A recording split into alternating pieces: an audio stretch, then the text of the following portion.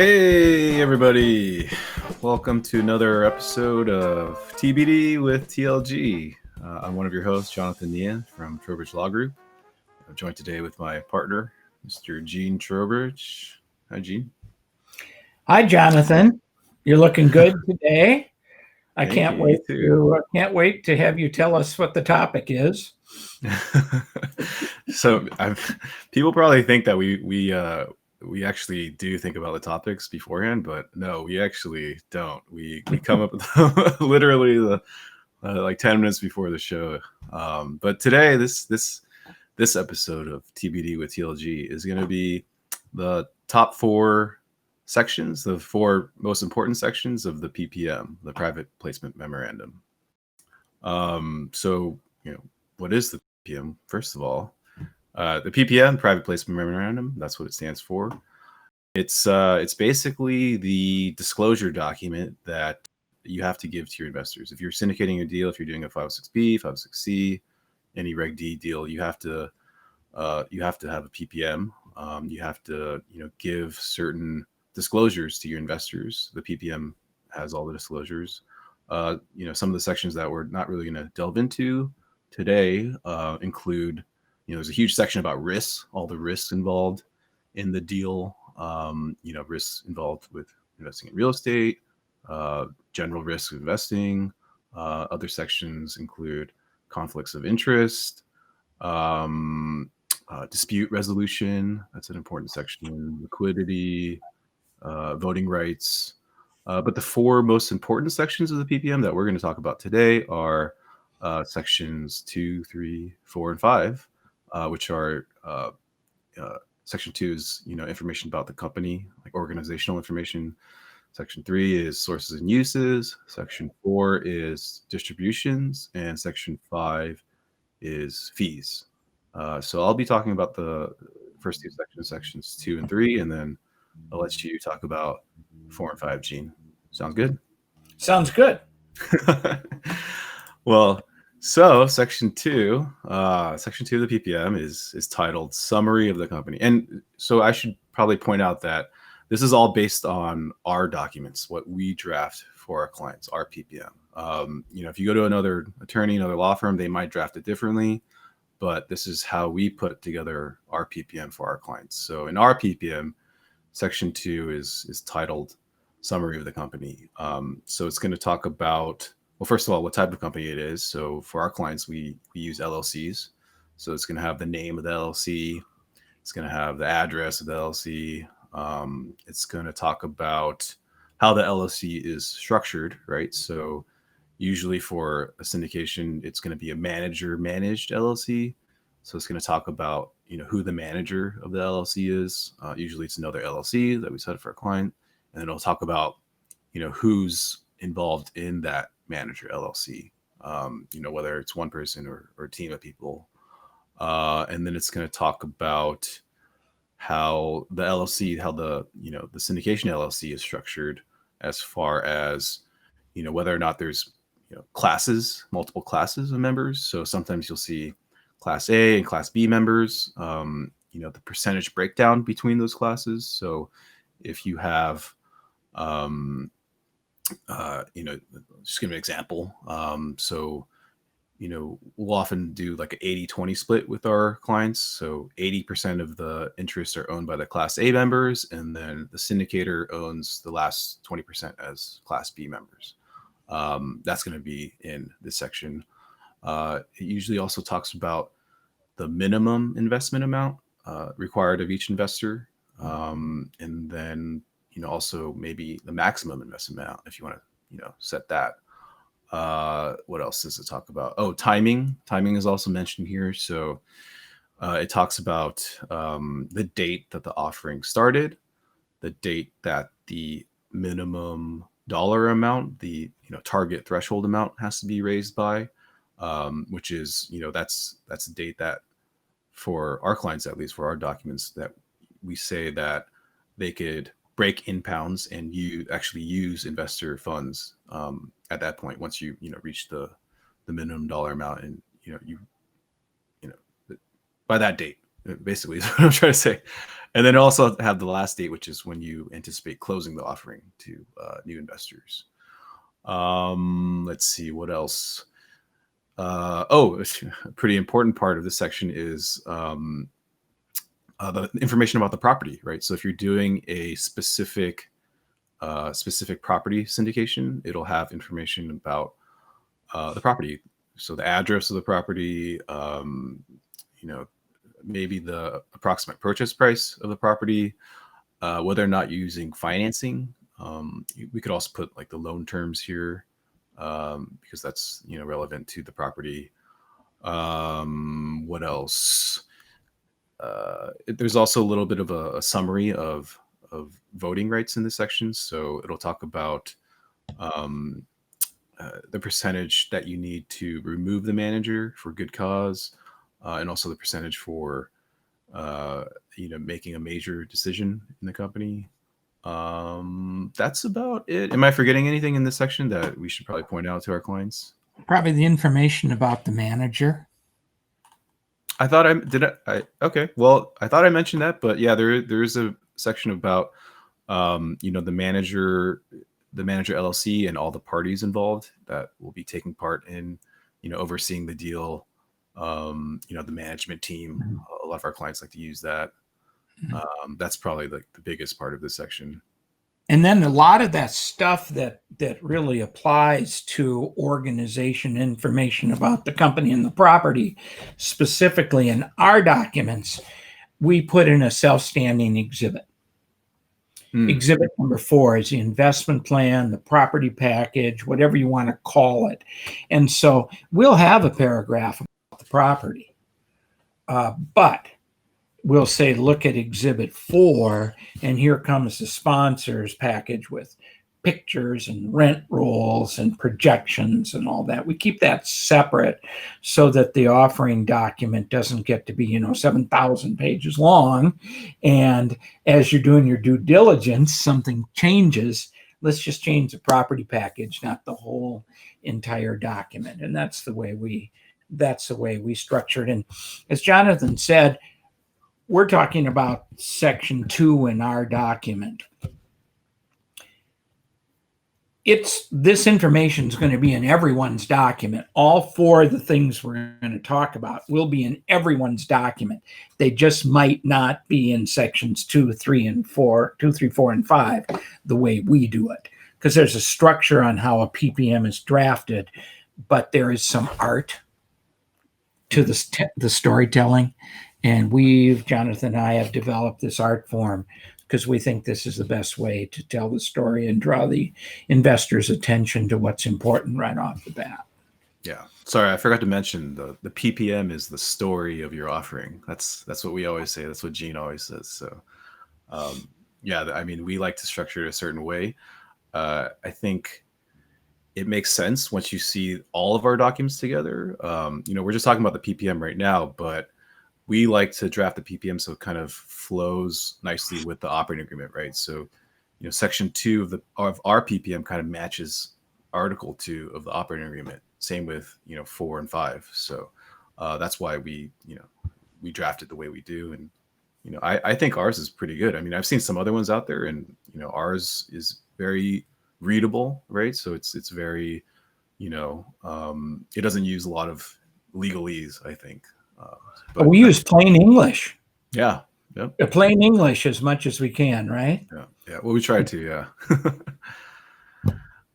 All right, moving on. So section 3 of our PPM is titled Sources and Uses of Proceeds. So this is also required. I mean, you have to tell your investors, how much money you're raising, and then also how you're going to be using that money. So we like to put it into a table format. So it'll have 2 columns. It'll separate it out into, this is the scenario if only the minimum dollar amount is raised, and then this is the scenario that's going to happen if the maximum dollar amount is raised. And then it'll lay out, well, first of all, what is the minimum dollar amount, and then also what is the maximum dollar amount. There's going to be a line for startup expenses, legal expenses. There will be lines for certain fees in there, right? So if you have like an acquisition fee, or like a organizational fee. That'll all be listed there. And then moving on down, you also see stuff related to the property. So, down payment, usually listed there, closing and startup costs, prepaid expenses and deposits. If you have a rehab line item, that'll be listed there. Let me think. What else? What other common ones do we see? I mean, you don't have to break it down into super specific things, right? So again, that's kind of what Exhibit 4, the investment summary, is for, is where you lay everything out very in finite details, right? But here it's just to kind of give the investors a general idea of um, where their money's going, and more importantly, what percentage of the capital is going towards things that are, being taken out before any funds are actually used on the property. So I think that's the most important thing that investors look at is, whether or not you're charging like a huge acquisition fee, or if there's huge like legal setup costs that are being deducted before their funds are actually used on the property, right? So, we also put like a column for percentages, so that kind of like breaks it down to make it easier for the investors to see, what percentage of their funds are being used on the actual property. Yeah, I actually think the percentage columns are the most important, because if I'm looking at two offerings, I'm looking at an offering. Let's just say that, let's forget minimum maximum. Let's just say maximum 5 million. Okay, and these are the dollar amounts where they're going to go. And I'm looking at an offering of 7 million. These are the dollar amounts where they're going to go. It's kind of hard to compare just based on dollar amounts. So the SEC says, put those percentage columns in there. So if I'm going to look at 2-3 different offerings, I can say, okay, on a range, I wouldn't want my acquisition costs and upfront fees to be more than 7%. Okay. Oh, this one's 10. Well, maybe I'm going to discount that one. But you really can't tell by just the dollar amount. You need the percentages, and that's why we do it. I don't know if the marketplace looks at that. First of all, we're required to do it that way, and secondly, there's a good reason for that. But that's why we do the percentage lists. Okay, so those are two good important deals. We've got organization information about the company. We follow right through telling people what are we going to do with all this money we're going to raise. And Jonathan said there's a minimum and a maximum column. An example of why you'd have that is, let's say you're going to do all your rehab work with cash that you raise. You need $2 million to close, but there's another $2 million for the rehab. Well, your minimum column would be the 2 million. Let's get that 2 million raised and let's close the deal. Then we can continue to raise money for the next 2 million, which makes it a $4 million offering. And that next 2 million is for rehab. But we don't need that to get to the closing date of August 31st. We only need the 2 million. So we break it down like that to make it easier for the sponsor to make sure you close the deal. That's very important. We got to close the deal and not lose the opportunity. So after we've talked about that, I think something that the investor is going to be interested in knowing about is, as the property is operating and we're generating some positive cash flow, and when the property is either refinanced or sold and we're getting a return of capital, what's going to happen to that money? So Section 4 in our PPM and Article 4 in our operating agreement talks about the distribution of cash. And it's really broken down into two parts. First of all, we have to describe what distribution is. And so in the definition of our document, we say that distributable cash, that's a term, is kind of whatever the manager says it is. The manager will run the property. We'll look at the budget. We'll look at the future. We'll look at the past. We get to the end of the quarter. We get to July 31st, and we look at the information and say, okay, looks like we're going to have X number of dollars. Is there any of that we can distribute? And so that becomes the definition of distributable cash. So during the operations of the property is making money. It's making excess cash intake over the cash expenditures. So when it's all over, maybe we'll have some money to distribute. So we need to talk about that. And typically, we're talking about something that some people call waterfall. Typically, the first thing we're going to do with the cash is, if there is a preferred return, we're going to tell the investor what it is, and the investor is going to get paid first this preferred return. And then after the preferred return is paid, it'll say, how is the rest of the money going to be split? Now, a lot of our clients don't do preferred returns. It's just simply the money comes in, here's how much we can distribute from operations, and we're going to split it 80, 20, 70, 30, whatever the number is. And so we tell you what that is.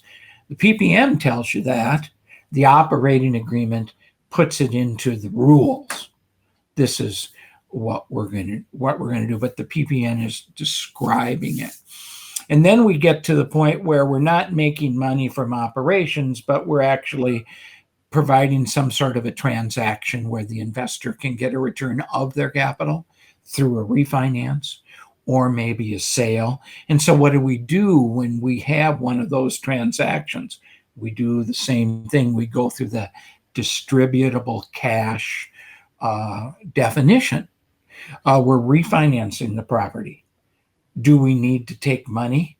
Now that we've owned the property for 4 or 5 years, have we uncovered some reason for capital expenditure, for expansion, for an improvement? And so we're going to pull some of our equity out and use it? Or are we pulling some of our equity out and distribute to the investor? And then the same at the sale. Now we're selling the property. We don't have it anymore. We have a pile of cash. We go through the definition of distributable cash. Do we have closing costs? Do we have wrapping up expenses? What do we need? Do we have outstanding requirements of the use of cash? And we'll talk about that. And we'll decide when and how much can we distribute from operations. One thing I would say is, it's common, it's not in concrete, but it's common that in the refinance section, you might want to read that carefully and see if, when capital comes out of the deal, is the first thing we're going to do is give it back to the investors without splitting it with the sponsor, or in refinancing proceeds, when it comes out, do we split it between the investors and the sponsors? I'm not going to make any judgment on that, but that's something to read. When we go to sell the property, boy, it's a really high percentage, isn't it, Jonathan, that we do when the money comes out at the sale, the first distribution gives the investors the balance of the total return of their capital, so they're made whole. And then we'll go and split the difference however we need to split the difference. We call that subordinate. On the sale, what the manager is going to get is subordinate in most instances to the investors getting all their money back. But you might want to read that clause and see if that's what's happening. So those really are the issues in distribution. We're running the property, we're making money, we're going to pay the investors, just like getting interest on your bank account. Your money's invested, the property runs, you make a return on your money, and you get some cash. On the sale or the refinance, it's just like going into your bank account and pulling your cash. You're going to get a return of your money, and how are we going to split it? And that should be laid out in an easy to read format in the PPM and followed up in the operating agreement.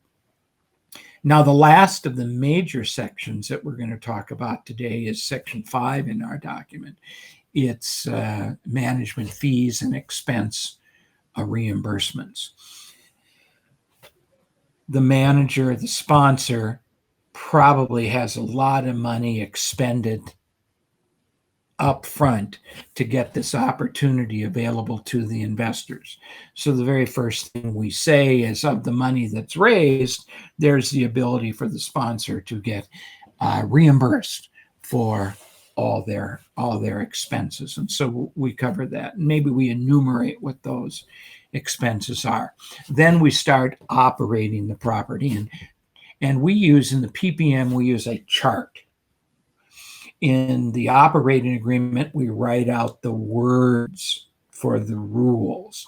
But in the PPM, you look at the chart, and the first thing in the chart may very well be acquisition fee.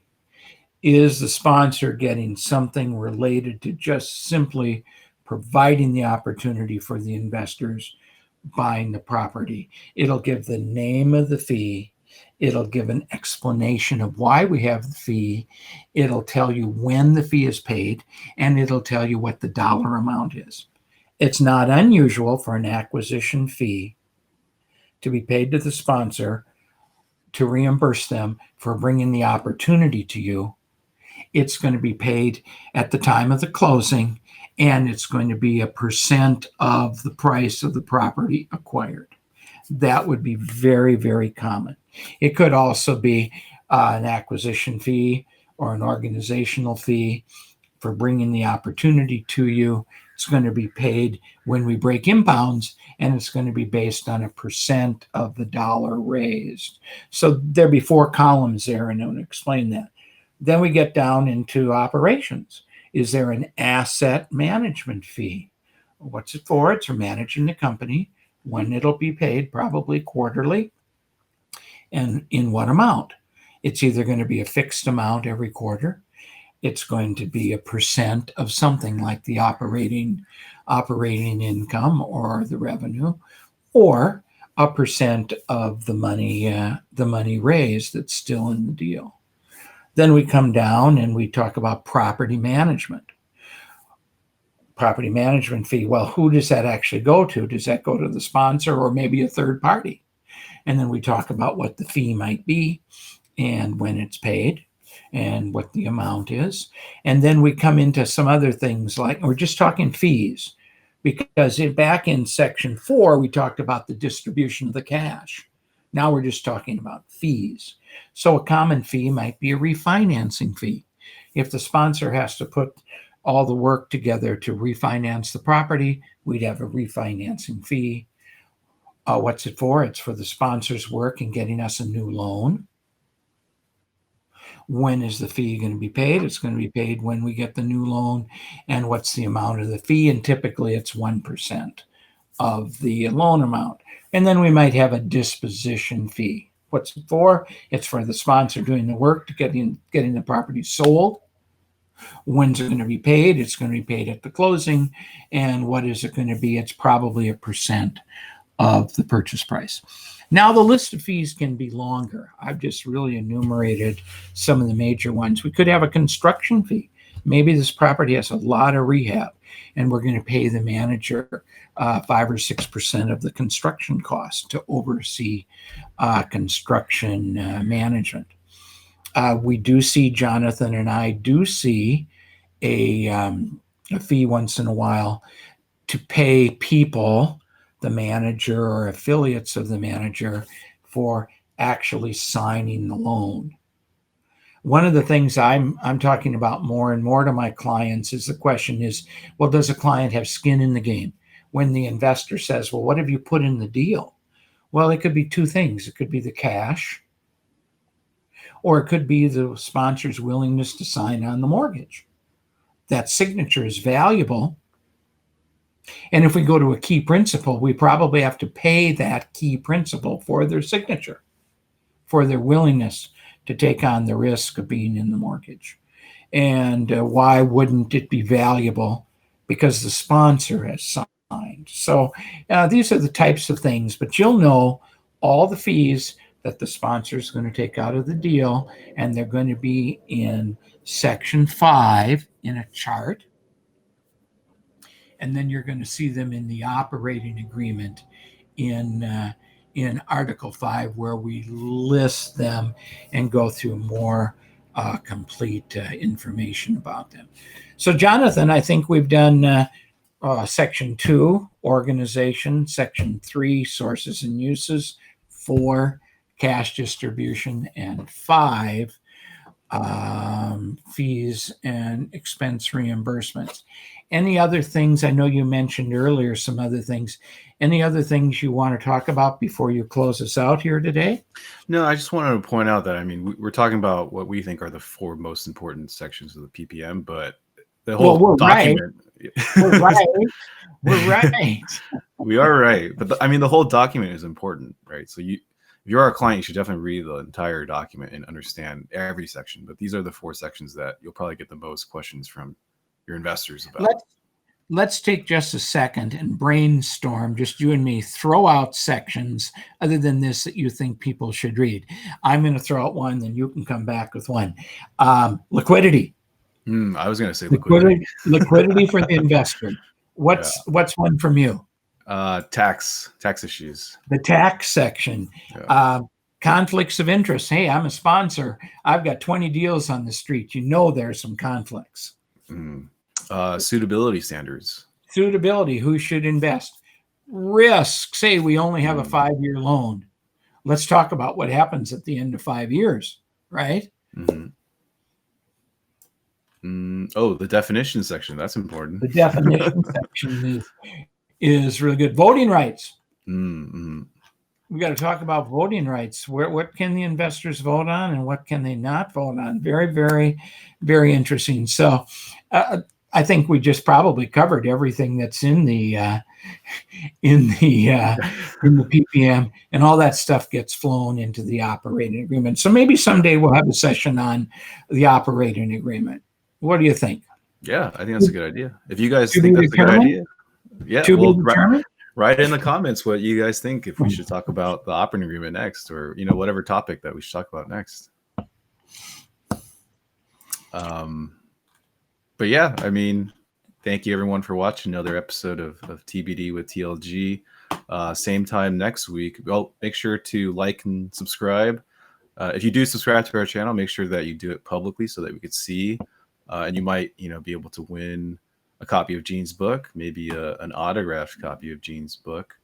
So yeah, like and subscribe our videos. We'll see you guys next week. Good session. Thanks, Jonathan. Thanks, Gene.